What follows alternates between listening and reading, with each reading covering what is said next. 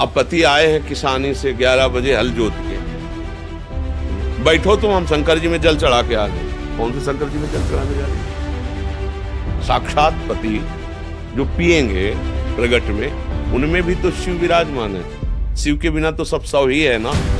5 बजे तो हम उठे, 5 से 7 तक हम गुरु मंत्र लेते हैं। अब चाहे लड़के के स्कूल जाना, चाहे पति को ऑफिस जाना, हमारा माला नहीं छूटे। गलत गलत।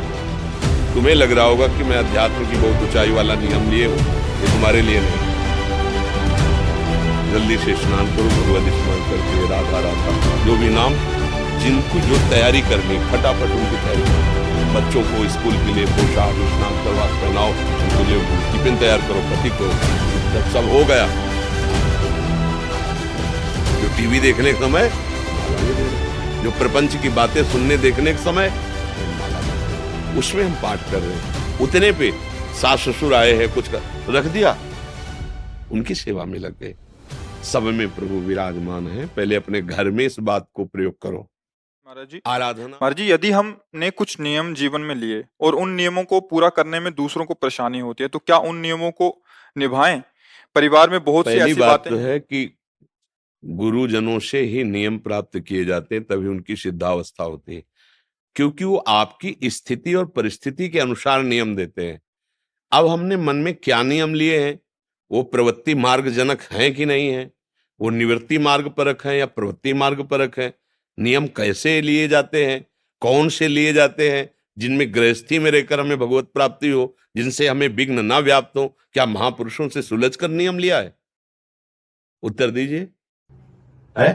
फिर क्या है? पारिवारिक नियम। हम कह रहे हैं कोई भी नियम जब हम गुरु बनाते हैं, संतों के पास जाते हैं, तो हम सलाह करके, कोई भी राष्ट्र अकेले नियम नहीं बनाता, मंत्रणा के साथ नियम कानून बनाए जाते हैं। तो हम जो नियम लेने जा रहे हैं, पहले हम अपनी परिस्थिति रखते हैं। हम एक गृहस्थ हैं, हम एक पतिव्रता नारी हैं, हमारे बच्चे हैं, हमारा परिवार। अब मुझे भगवत प्राप्ति के लिए, व्यवहार कुशल बनने के लिए कौन से नियम धारण करने चाहिए? फिर वहां उसका उत्तर होता है उसकी परिस्थिति के अनुसार। एक वैरागी का नियम और एक गृहस्थी का नियम, दोनों में बड़ा अंतर पाया जाएगा। हमें ये देखना है कि हमारे पति के रूप में, हमारे सास ससुर के रूप में, हमारे बच्चों के रूप में भगवान की हमें सेवा मिली है।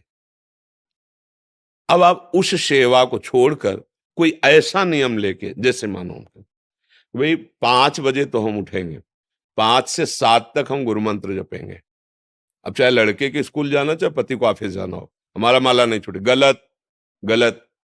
तुम्हें लग रहा होगा कि मैं अध्यात्म की बहुत ऊंचाई वाला नियम लिए हूं, ये तुम्हारे लिए नहीं।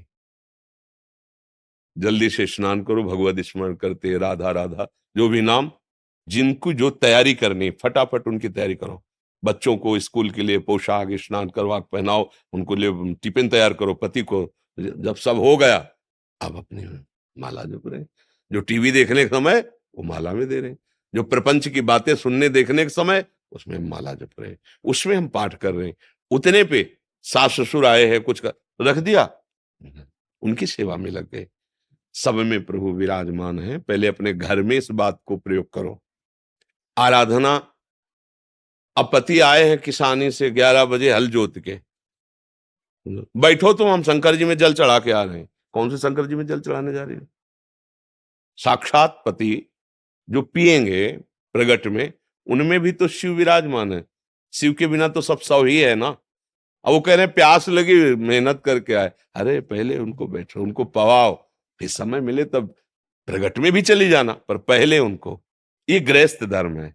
वैराग्य में हमारा एक ही कर्तव्य है, निरंतर राग रहित होकर भगवान के चिंतन में डूबे रहना। आपका एक ही कर्तव्य है, परिवार को भगवान का स्वरूप समझकर, सेवा समझकर, उनकी सेवा में रहते हुए राधा राधा कहना। क्या समस्या है? बोलो, कभी समस्या आ जाए तो हमें बताओ, कोई समस्या आ जाए तो हमें बताओ। अब आप मनमानी आचरण करो तो समस्या ही समस्या है। अब विचार करके देखो, एक गृहिणी से पूरा परिवार प्रसन्न रहता है। इसीलिए वो माँ भी है, वो बहन भी है, वो परिवार को विविध रूपों से दुलार करती है।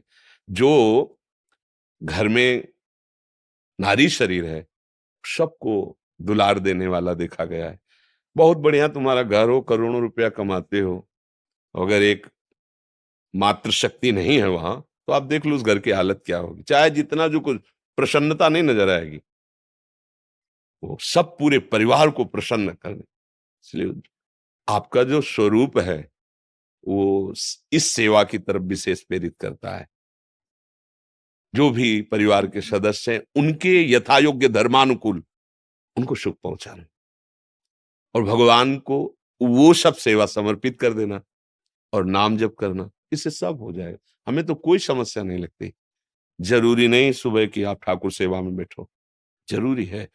अब मान लो बूढ़े माता पिता पति के हैं, उनको जरूरत है कि कोई सेवा करे, सेवा में लगो।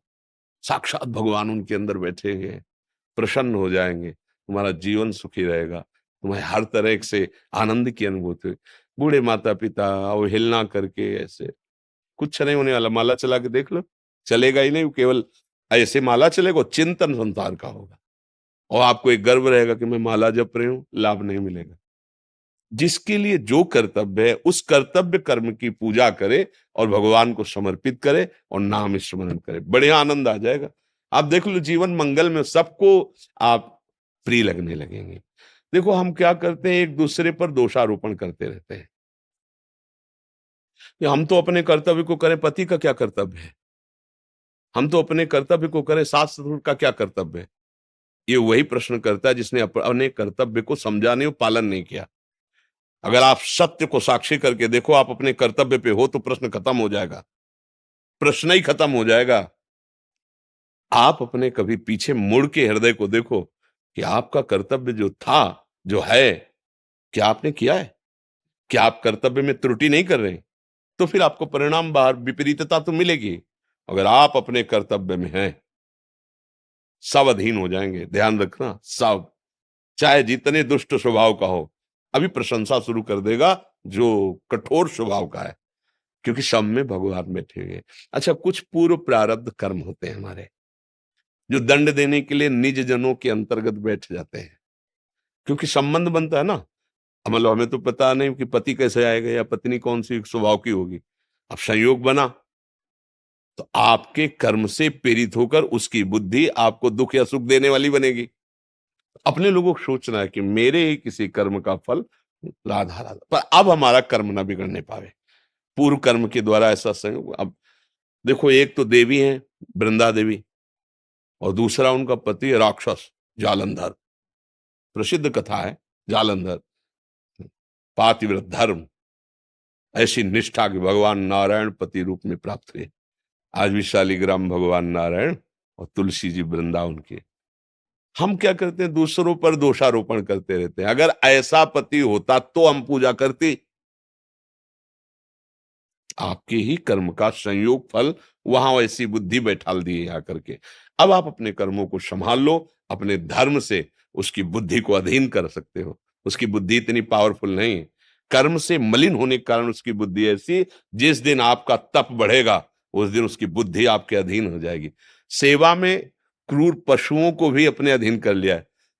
देखो, सिंह गंध मात्र से मनुष्य की बावरा होकर उसे मार डाले, पर देखो कुछ लोग सिंह पालते हैं कि नहीं पालते। क्या हुआ, बचपन से प्यार दिया, दुलार दिया, तो खेल रहे उनके साथ। हिंसक जीव, घोर हिंसक, दहाड़ लगा दे तो पूरे जंगल के जितने जीव हैं घबराहट पैदा हो जाती है। वो बबर शेर में गले में हाथ डाल के और ऐसे जैसे कोई गाय के बछड़े के साथ खेले। क्या हुआ, प्रेम ने ऐसे हिंसक पशु को भी बुद्धि बदल दी और अधीन करके पालतू बना लिया ना। क्या प्रेम से मनुष्य अधीन नहीं हो सकता? विचार करके देखो, उसका जड़ स्वभाव हिंसक स्वभाव है। आश्चर्य होता है, चिंतन करके देखो, उसका जड़ स्वभाव ही है हिंसा करना। किसी को वो भूखा ना हो तो भी वो मार डालेगा, उसका स्वभाव है। और उसको बच्चापन से पाला दुलार किया तो उसके गले में हाथ डाल के घूम रहे हैं। जैसे कह रहे हैं वैसे वो चेष्टा कर रहा है। प्रेम, प्रेम के द्वारा हो गया। प्रेम से, जब प्रेम की भाषा कुत्ता भी समझता है, वो पूंछ डुलाने लगेगा, वो लोटने लगेगा तुम्हारे पैरों में। देखो ना, ऐसे कर ले वो दुलार। कितना भी कुत्ता एकदम नाराज हो तो आप वो धीरे से।